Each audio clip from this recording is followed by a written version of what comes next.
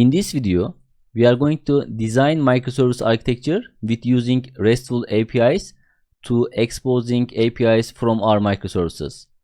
Now, before design our system, we should ask ourselves what we have in our design toolbox and what we have learned so far.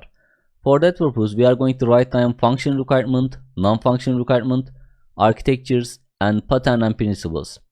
As you can see that we have only added new pattern and principle, which is the microservices communication patterns, and we have learned HTTP based RESTful API design with resources and HTTP methods in this chapter.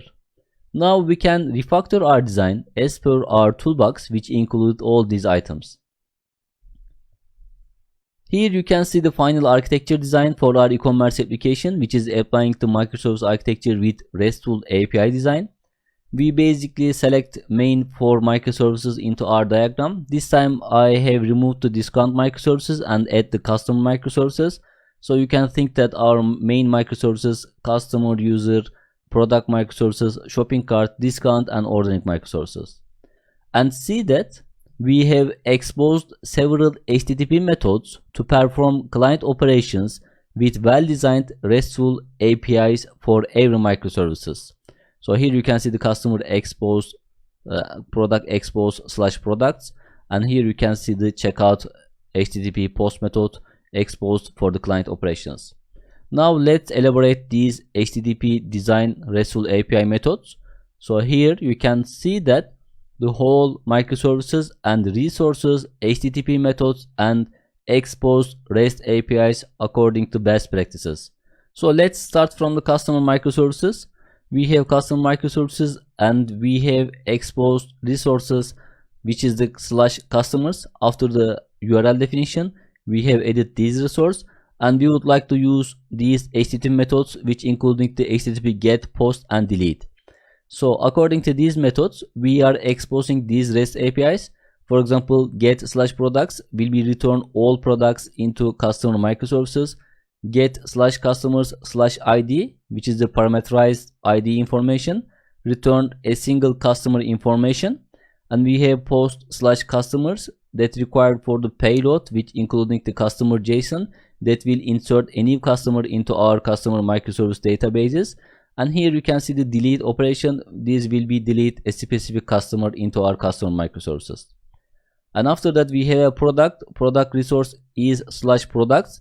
And again, we will use HTTP get, post, and delete. And as the same way, we have similar REST APIs that expose to client application. Get products, return all products into product microservices.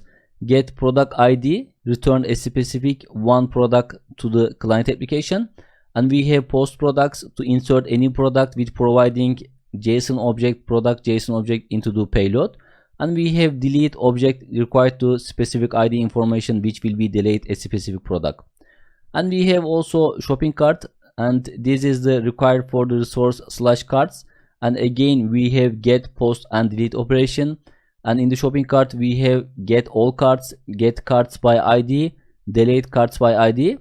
But on the other hand, we have important exposing RESTful APIs, which is the checkout operation.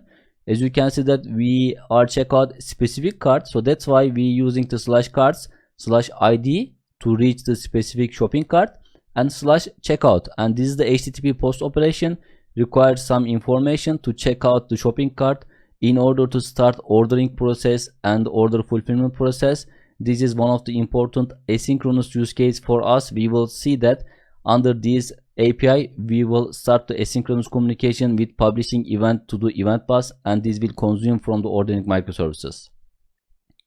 And after that, we have ordering microservices /orders is our resources, and we use get and post and delete. You can see that get orders by ID, and delete orders.